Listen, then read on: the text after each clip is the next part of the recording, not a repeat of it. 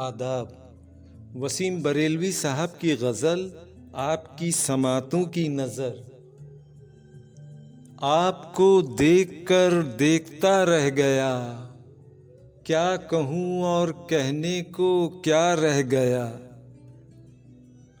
आते आते मेरा नाम सा रह गया, उसके होठों पे कुछ कांपता रह गया।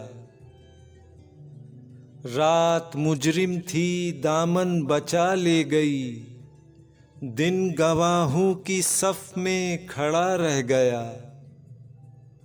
वो मेरे सामने ही गया और मैं रास्ते की तरह देखता रह गया। झूठ वाले कहीं से कहीं बढ़ गए और मैं था कि सच बोलता रह गया। आंधियों के इरादे तो अच्छे न थे, ये दिया कैसे जलता हुआ रह गया। उसको कांधों पे ले जा रहे हैं वसीम, और वो जीने का हक मांगता रह गया। आते आते मेरा नाम सा रह गया, उसके होठों पे कुछ कांपता रह गया।